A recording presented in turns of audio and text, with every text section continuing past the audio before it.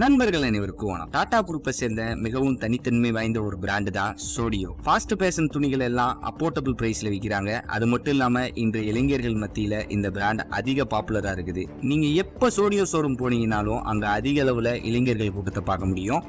இவங்க வியாபாரத்தை பத்தி சொல்லணும்னா இவங்களோட பொருட்களை மார்க்கெட்டிங் பண்றதே கிடையாது. இவங்க கிட்ட ஆன்லைன் ஸ்டோர் அப்படிங்கிறது கிடையவே கிடையாது. அதுபோக இவங்க கிட்ட பொருட்களுக்கு எந்த ஒரு ஆஃபருமே கிடையாது. இவங்க சொந்தமா எந்த ஒரு பொருளை தயாரிக்கிறது இல்லை.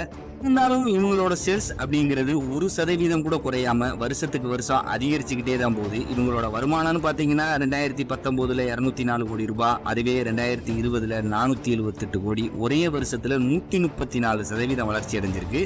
2021 கோவிட் வந்தப்போ கூட அவங்க வருமானம் திரும்பவும் 480 கோடி. அதுக்கு அடுத்த வருஷமே அதாவது 2022 1108 கோடி ரூபாய், அதாவது மறுபடியும் 131% வளர்ச்சி அடைஞ்சிருக்கு. அதுக்கு அடுத்து போன வருஷம் 2023 மட்டும் 3537 கோடி ரூபாய் வருமானம், அதாவது ராக்கெட் வேகத்துல 219% வளர்ச்சி அடைஞ்சிருக்கு. இவங்க வெறும் 7 வருஷத்துல இந்தியா முழுசும் 500க்கும் மேற்பட்ட ஸ்டோர்களை திறந்திருக்காங்க. கொஞ்சம் யோசிச்சு பாருங்க, ஆதித்யா பிர்லா குரூப் கம்பெனி அதிக பேஷன் குரூப் வச்சிருந்தா கூட அவங்க கம்பெனி லாஸ்ல தான் போகுது. ஆனா டாட்டாவோட சோடியோ பிராண்ட் அந்த மார்க்கெட்டை ஆரம்பிச்ச நாள்ல இருந்தே லாபத்துல மட்டும்தான் போய்கிட்டு இருக்கு. உங்களுக்கு தோன்ற மாதிரியே தான் எனக்கும் அதே கேள்வி தோணுது. இது டாட்டாவால மட்டும் இந்த விஷயம் எப்படி முடியுது? எந்த டிவிலையும் ஏட் கொடுக்கறது இல்ல, எந்த விதமான நடிகரையும் ஏட்ல நடிக்க வைக்கிறது இல்ல. இருந்தாலும் இவங்க மார்க்கெட்டிங் எப்படி பண்றாங்க? இவங்க கிட்ட ஆன்லைன் ஸ்டோரும் இல்ல. இருந்தாலும் இந்த இளைஞர்கள் வரைக்கும் இது எப்படி போய் சேருது? எல்லாத்துக்கும் மேல இவங்க கிட்ட எந்த விதமான ஆஃபரோ இல்ல எந்த விதமான டிஸ்கவுண்டும் இல்ல. இருந்தாலும் இவங்க கிட்ட கஸ்டமர் எப்படி குமிறாங்க? இந்த கேள்விகளுக்கு மட்டும் இந்த வீடியோ பதிலா இல்லாம சோடியோவோட பிசினஸ் ஸ்ட்ராட்டஜி என்னங்கிறத பத்தியும், அதுபோக அப்போர்டபுள் பிரைஸ்ல ப்ராடக்ட்டை வித்து இவங்களால மட்டும் எப்படி லாபம் அதிகம் பார்க்க முடியுது, இது போக இவங்களால மட்டும் எப்படி இவ்வளவு சீக்கிரம் மார்க்கெட்ல வளர முடிஞ்சிச்சு தெரிஞ்சுக்கலாம் வாங்க. நான் உங்கள் மணிகண்டன். நீங்க பார்த்தும் கேட்டுக்கிட்டு இருக்கிறது ட்ரூ தான் சேனல். நீங்க இப்பதான் நம்ம சேனலுக்கு முதல் முறையா வரீங்கன்னா மறந்துடாம நம்ம சேனலை சப்ஸ்கிரைப் பண்ணுங்க. வாங்க நண்பர்களே, வீடியோக்குள்ள போலாம். நம்ம எல்லாருக்கும் நல்லாவே தெரியும் டாடா வேல்யூ ஓரியன்டட் ப்ராடக்டை தான் தயார் பண்ணுவாங்கன்னு. அந்த வகையில ஒண்ணுதான் சோடியோ. சோடியோ பொறுத்த வரைக்கும் 2 பொருட்களை விற்பனை பண்றாங்க. ஒன்னு கிளாத், இன்னொன்னு ஃபுட்வேர். ஒரு நிமிஷம், கிளாத் விற்பனை பண்றதுக்கு தானே டாடா கிட்ட வெஸ்ட் சைடு ஷோரூம்ஸ் இருக்குதுங்கிற விஷயம் உங்களுக்கு தெரிஞ்சிருந்தா நீங்க சொல்ல வர்றது சரிதான். அப்படி இருக்கும்போது புது பிராண்டுக்கு என்ன தேவை இருக்குங்கிறத கேள்வி. டாட்டாவோட ஃபேஷன் ரீட்டைல மெயின்டைன் பண்ற கம்பெனியோட பேரு தான் ட்ரெண்ட் லிமிடெட். இந்த கம்பெனிக்கு கீழே தான் சோடியோ மற்றும் வெஸ்ட் சைடு ரெண்டும் வருது. வெஸ்ட் சைடை பொறுத்த வரைக்கும் செமி பிரீமியம் செக்மெண்ட்ல கிளாத் மற்றும் குரோமிங் ப்ராடக்ட்களை விற்பனை செய்யுது.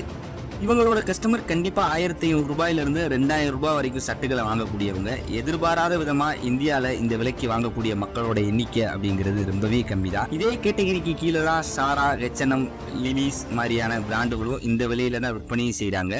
ஆனா இந்தியாவை பொறுத்த வரைக்கும் மிடில் கிளாஸ் குடும்பங்களோட எண்ணிக்கை அப்படிங்கிறது ரொம்பவே அதிகம். இவங்களால கண்டிப்பா 2000 ரூபாய்க்கு சட்டு வாங்கவே முடியாது. இதோட விளைவாதான் டாடா உருவாக்குனது தான் சோடியோ.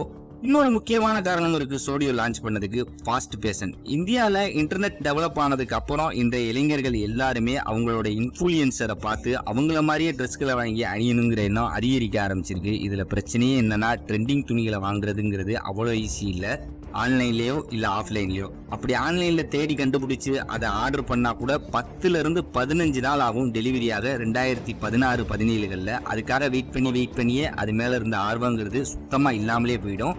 இதை சரியா புரிஞ்சுக்கிட்ட டாடா ஃபாஸ்ட் ஃபேஷன் ப்ராடக்டை பாக்கெட் ஃப்ரெண்ட்லியா யாரும் அது வரைக்கும் விற்பனை அப்படிங்கிறது செய்யவே இல்லை. அதுபோக அதுக்கான டிமாண்டுங்கிறதும் வருங்காலங்களில் அதிகங்கிறத சரியா புரிஞ்சுக்கிட்டுச்சு டாடா. இதன் காரணமா 2016 சோடியோவை மார்க்கெட்ல இறக்கியும் விட்டுச்சு டாடா. மார்க்கெட்ல வர்றது பெரிய விஷயம் இல்ல, ஆனா அங்க இருக்கக்கூடிய காம்படிட்டர்கள் மத்தியில நிலைக்கணுங்கிறதும் அவ்வளவு ஈஸி இல்லை. இதுதான் அவங்க முன்னாடி இருந்த மிகப்பெரிய சவாலா இருந்துச்சு. இந்த விஷயத்துல இருக்கக்கூடிய மிகப்பெரிய பிரச்சனையே என்னன்னா, இதே மாதிரி ஃபாஸ்ட் ஃபேஷன் ப்ராடக்டை தயார் பண்ற சாரா, H&M மாதிரியான கம்பெனிங்க உள்ள போறது மிடில் கிளாஸ் குடும்பங்களுக்கு ரொம்பவே தூரமா இருந்துச்சு. இதுக்கு மாற்றா அதே டிசைனை அப்போர்டபுள் பிரைஸ்ல தர்றதுக்கு யார் தான் இருக்காங்க?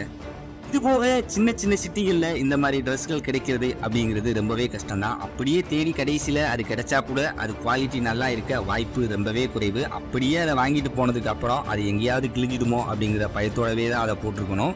இப்படி அந்த துணி கிழிஞ்சா அம்மா கிட்ட கண்டிப்பா செருப்படி தான் வாங்கணும், அது தனி விஷயம். இதை சரியா புரிஞ்சுக்கிட்ட சோடியோ இந்தியால குறைஞ்ச விலையில அழகான உறுதியான பொருட்கள் தான் தேவைன்னு தெரிஞ்சுக்கிட்டாங்க. இவங்க முதல்ல விலை விஷயத்துல அவங்க வேலையை காட்டினாங்க. அதாவது டிஷர்ட் 199, ஷர்ட் 499, ஜீன்ஸ் 699.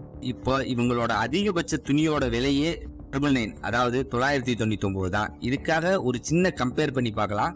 ஷர்ட் அப்படின்னு சொல்லி எடுத்துக்கிட்டா வெஸ்ட் சைடுல 1499, அதே சட்டை ட்ரெண்ட்ஸ்ல எடுத்தா 999. அதுவே சோடியோல ஒரு சட்டை வெறும் 599 தான். இவ்வளவு விலை வித்தியாசங்கிறது பிராண்டுகளுக்கு இடையில இருக்கத்தான் செய்யுது. இந்த விலை குறைவா இருக்கிறதால இன்னொரு மிகப்பெரிய முக்கியமான பிரச்சனையே இருக்குது. இந்தியாவை பொறுத்த வரைக்கும் எந்த ஒரு பொருள் விலை குறைவா இருந்தாலும் அதோட குவாலிட்டிங்கிறது குறைவா தான் இருக்குங்கிற எண்ணம் மட்டும் மக்கள் மனசுல கண்டிப்பா இருக்கத்தான் செய்யுது. அதாவது பூமாவோட இடத்துல போமா, எடிடாஸோட இடத்துல எடிபாஸ் இருக்கிற மாதிரி. ஆனா இது டாட்டாவோட ப்ராடக்ட், இதுல குவாலிட்டி காம்ப்ரமைஸ்ங்கிறதுக்கு வாய்ப்பே இல்லை. இவங்க வாங்குற பணத்துக்கு இவங்களோட கிளாத் குவாலிட்டி எல்லா வகையிலும் நியாயமா தான் இருக்கும். சோடியோவோட யூனிக்கே என்னன்னா அஃபோர்டபுள் பிரைஸ்ல எக்ஸலன்ட் கிளாத்ஸ் தர்றது தான்.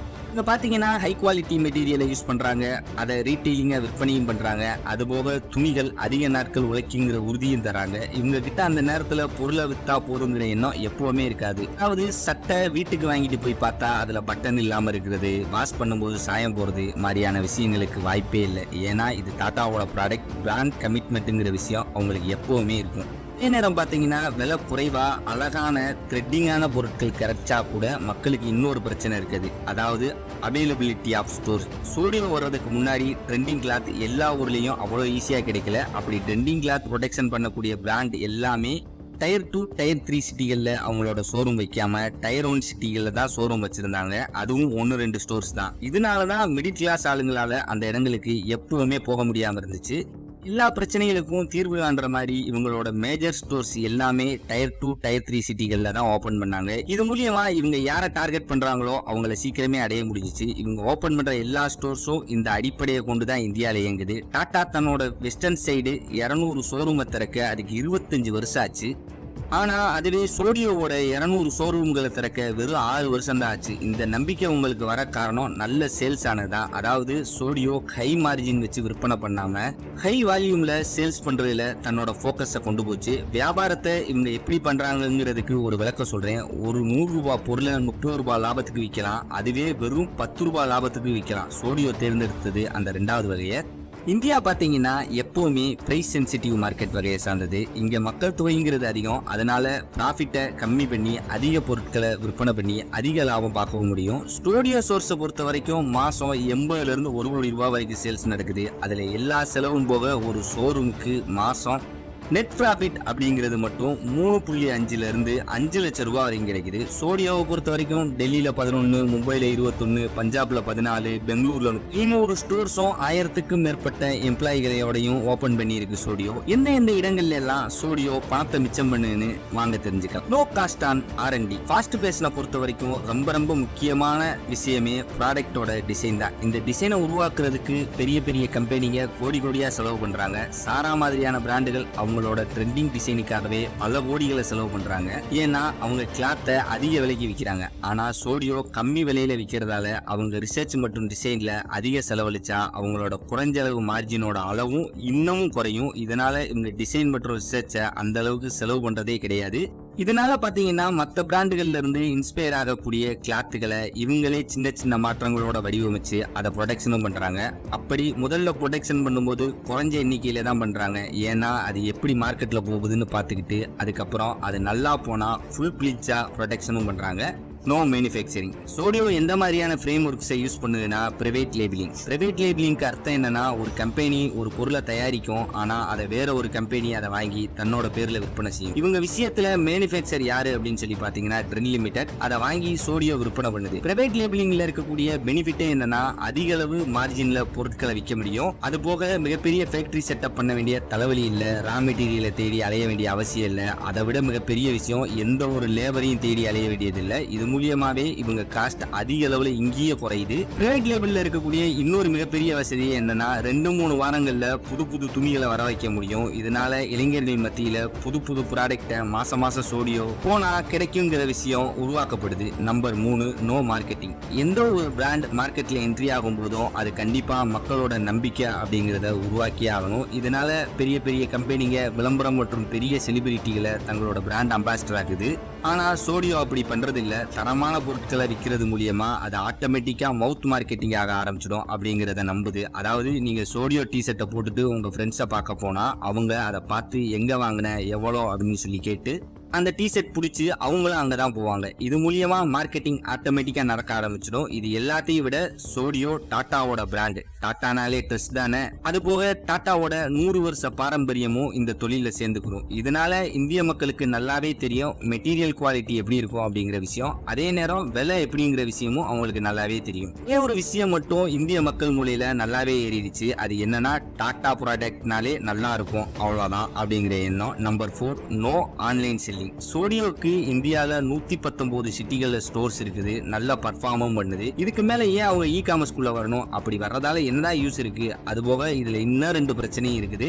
Number 1, delivery cost. அதாவது ஆன்லைன் ஆர்டர் டெலிவரி பண்ண கண்டிப்பா ஷிப்பிங் காஸ்ட் அப்படின்னு சொல்லி ஒன்று பண்ணியே ஆகணும். Number 2, loss on return. Commerce பிசினஸ்ல இருக்கக்கூடிய மிகப்பெரிய தலைவலியான பிரச்சனை என்னன்னா ஹை ரேட் ஆஃப் ரிட்டர்ன்ஸ் தான். மக்கள் எந்த அளவுக்கு பொருட்களை வாங்குறாங்களோ அந்த அளவுக்கு பொருட்களை திருப்பி ரிட்டர்னும் போடுவாங்க. இதனால பாத்தீங்கன்னா லாஜிஸ்டிக்ல மிகப்பெரிய பிரச்சனையே உருவாகுது. அதாவது ஒரு பொருளை அனுப்புற காஸ்ட், அது போக அந்த பொருளை திரும்ப ரிட்டர்ன் எடுத்து அதே பொருளை வேற ஹவுஸ் வரைக்கும் கொண்டு வர்ற காஸ்ட்னு அவங்களுக்கு செலவு டபுள் ஆகிடும். கடைசியில எல்லாம் குட்டி கழிச்சு பார்த்தா மார்ஜின் ப்ராஃபிட் ஜீரோவா வந்து நிற்கும். ஒரே ஒரு காரணத்துக்காக தான் ஆன்லைன் மார்க்கெட் பக்கமே தலகாட்டாம இருக்கு Zudio. Number 5, zero own stores. Zudio எந்த ஒரு கடையும் சொந்தமா வாங்குறதோ இல்ல வாடகைக்கு எடுக்கிறதோ இல்ல. அப்புறம் எப்படின்னு தானே கேக்குறீங்க? இவங்களோட எல்லா கடைகளும் ஓகோ மாடல்ல தான் ஓடுது. ஓகோனா என்னன்னா பிரான்சைஸ் ஓன் கம்பெனி ஆபரேட்டர். இப்போ எந்த ஒரு கடையை வாங்கியோ இல்ல வாடகைக்கு எடுத்தோ அதோட இன்டீரியர் செட்டப் எல்லாமே அந்த பிரான்சைஸ் ஓனர் தான் பண்ணுவாரு. அதுக்கப்புறம் மற்ற வேலைங்களை கம்பெனி பார்த்துக்கிறோம். அதாவது இன்வென்ட்ரி, ஸ்டாக் மாதிரியான விஷயங்களை கம்பெனி பார்த்துக்கிறோம். கடைசியில சில பர்சன்ட் ப்ராஃபிட்டை அந்த பிரான்சைஸ் ஓனருக்கு மாசம் கிடைக்கும். இப்படி யோசிச்சு பாருங்க, உங்களுக்கு சோடியோவோட பிரான்சைஸ் கிடைச்சு நீங்க ஒரு ஸ்டோரை சொந்தமா வாங்கிட்டீங்கன்னா 1 இருந்து 1.5 கோடி ரூபாய்க்கு ஒரு இடத்த வாங்கணும். ஏன்னா அப்பதான் அந்த கடை சிட்டிக்கு நடுவுல பிரைம் லொகேஷன்ல கிடைக்கும். அதுக்கப்புறம் எல்லா வேலையும் கம்பெனி பார்த்துக்கிறோம். கடைசியில ஒரு குறிப்பிட்ட பர்சன்ட் தொகை உங்க கைக்கு மாசம் வந்து சேரும். இந்த முறையில தான் இந்தியால எந்த ஒரு கடையும் சோடியோ சொந்தமா வாங்கி வைக்கவே இல்லை. Number 6, no sales and offers. Red Tape, Pantaloons, Reliance Trend மாதிரியான மிகப்பெரிய பெரிய கம்பெனிங்க பெரிய பெரிய டிஸ்கவுண்ட்களை பார்க்க முடியும். ஆனா சோடியோல ஒரு சின்ன டிஸ்கவுண்ட் கூட தர மாட்டாங்க. ஏன்னா அவங்களுக்கு சேல்ஸ் மற்றும் ஆஃபர் மேல அந்த அளவுக்கு நம்பிக்கைங்கிறது கிடையவே கிடையாது. ஏன்னா இவங்க கிட்ட ஆல்ரெடி எல்லா பொருளுமே விலை கம்மி. டிஸ்கவுண்ட் கொடுக்கறதுக்கான மெயின் ரீசன் மக்களை அதிக அளவுல அட்ராக்ட் பண்றதுக்காக தான். ஆனா சோடியோ அவங்களோட குறைஞ்ச விலை மற்றும் தரமான பொருட்களால கஸ்டமரை அட்ராக்ட் பண்ணிடலாம் அப்படின்னு சொல்லி நம்புது. அப்படி இல்லாம இத்தனை கோடிகளை குறைஞ்ச வருஷத்திலே ப்ராஃபிட்டா பார்க்க முடிஞ்சது. சரி வாங்க டாடா கிட்ட இருந்து நாம கத்துக்கிற முடிஞ்ச பிசினஸ் லெசன் என்ன அப்படின்னு சொல்லி தெரிஞ்சுக்கலாம். Number 1, minimum investment. அதாவது சோடியோ சொந்தமா துணியும் தயாரிக்கல, சொந்தமா கடையும் இல்ல, அது போக விளம்பரங்கிறது பண்றதே கிடையாது. இதுதான் ஒரு சிறந்த எடுத்துக்காட்டு ஒரு லோ இன்வெஸ்ட்மெண்ட் பிசினஸ்க்கு.